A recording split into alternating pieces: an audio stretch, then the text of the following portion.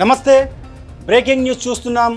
నిన్నటి జగన్మోహన్ రెడ్డి జంతర్ మంతర్ వద్ద చేసినటువంటి ధర్నా సక్సెస్ కావడంతో టీడీపీ శ్రేణుల్లో ఒక్కసారిగా నైరాశ్యం నెలకొందని చెప్పుకోవచ్చు. ముఖ్యంగా నిన్నటి ధర్నాకు మద్దతుగా ఇండియా కూటమిలోని దాదాపు 8 పార్టీల నేతలు, పలు పార్టీల అధ్యక్షులు ఆ ధర్నాకు హాజరై సంఘీభావం తెలిపినటువంటి సందర్భాన్ని చూసాం. అంత పెద్ద ఎత్తున ఆ ధర్నా సక్సెస్ అవుతుందని కూడా వైసీపీ శ్రేణులు కూడా ఆశ్చర్యాన్ని ముంచెత్తేలా చేసినటువంటి సందర్భాన్ని నిన్న ఢిల్లీ వేదికగా దేశంలోని రాజకీయ పక్షాలన్నింటికి కూడా జగన్ కళ్ళకు కట్టినట్లుగా చూపించారు. 36 మంది హత్యలు అంటే గత 50 రోజుల ఏపీలో టీడీపీ పరిపాలనలో 36 మంది వైసీపీ సింపథైజర్సు, అదేవిధంగా కార్యకర్తలు, నేతలపై దాడులే కాకుండా హత్యలపై కూడా ఫోటో ఎగ్జిబిషన్తో పాటు వీడియో ఎగ్జిబిషన్ను కళ్ళకు కట్టినట్లుగా వైఎస్ జగన్మోహన్ రెడ్డి ఎక్స్ప్లెయిన్ చేశారు.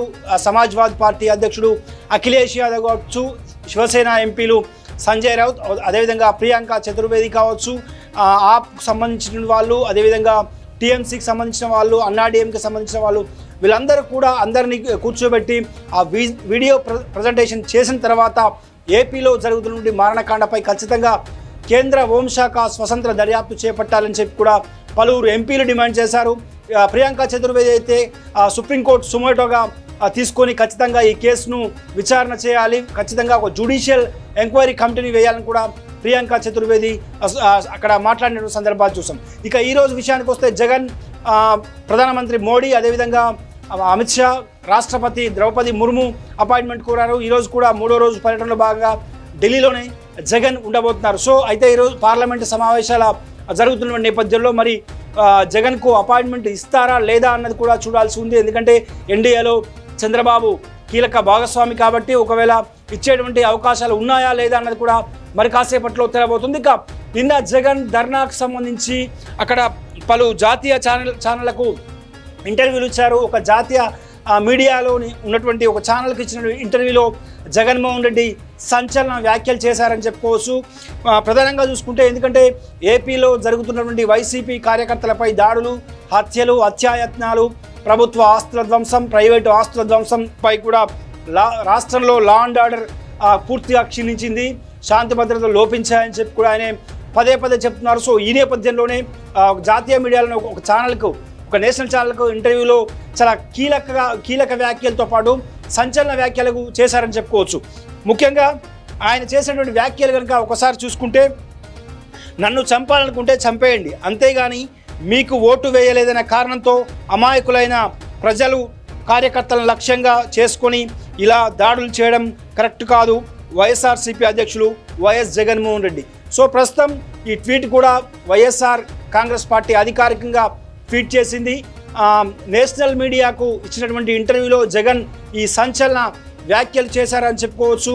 నన్ను చంపితే చంపేయండి, అంతేగాని నా పార్టీ కార్యకర్తలు కానీ ప్రజలపై ఎలాంటి దాడులు చేయవద్దని కూడా విజ్ఞప్తి చేస్తూ ఆయన సంచలన కామెంట్స్ చేశారు.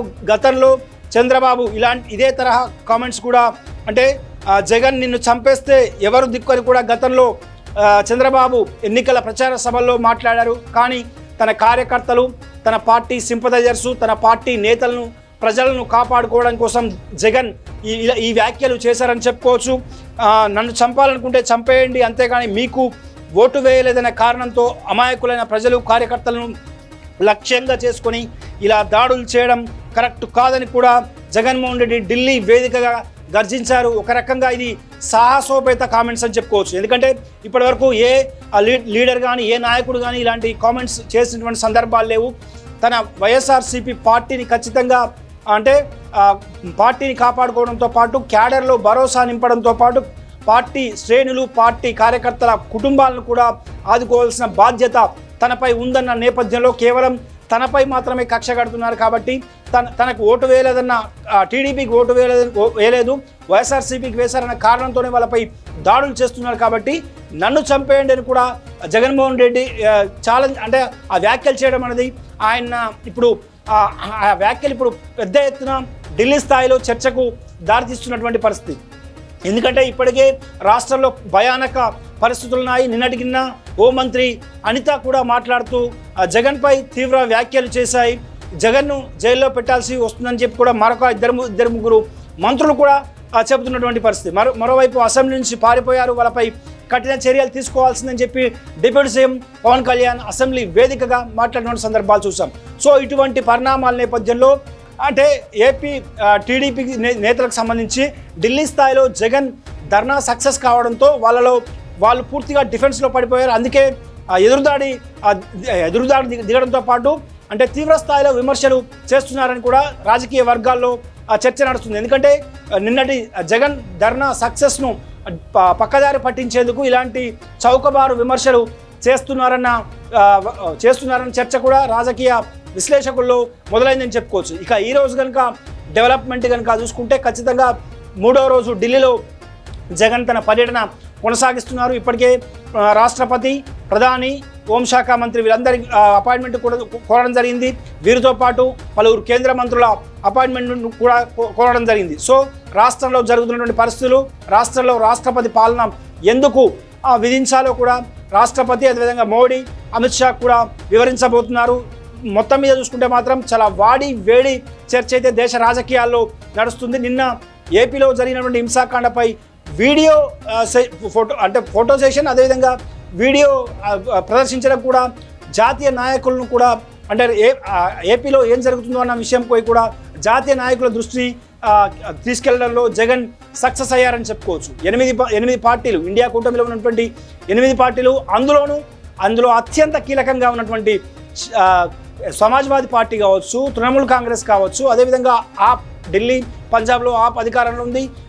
ఈ 3 పార్టీలతో పాటు జేఎంఎం, జార్ఖండ్ ముక్తి మోర్చా, ఈ 4 పార్టీలు చాలా క్రూషియల్గా అందులో ఉన్నాయి. సో ఈ 4 పార్టీలు నేతలు కూడా, శివసేన, ఈ 5 పార్టీల నేతలు కూడా జగన్ ధర్నాకు వచ్చి మద్దతు తెలపడమే కాకుండా ఏపీలో జరుగుతున్నటువంటి ఆటవిక పాలనపై కూడా వాళ్ళు మాట్లాడడం ఇప్పుడు పూర్తిగా చర్చకు దారితీసింది.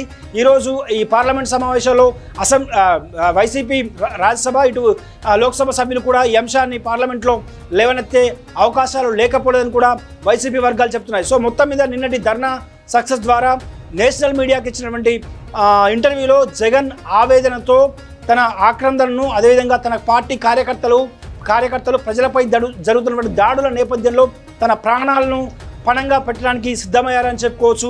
అలాంటి వ్యాఖ్యలు అంటే ఒక లీడర్ నుంచి వస్తాయని ఎవరు ఊహించరు. కానీ జగన్ తన క్యాడర్ను, ప్రజలను కాపాడుకోవడం కోసం అంటే నన్ను చంపితే చంపేడు కానీ ప్రజలను వదిలేయండి, మీకు ఓటైనంత మాత్రాన్ని చంపేస్తారని కూడా ఇలాంటి వ్యాఖ్యలు చేయడంపై ఇప్పుడు దేశ రాజకీయాల్లో సరికొత్త చర్చకు తెరలేస్తుందని చెప్పుకోవచ్చు.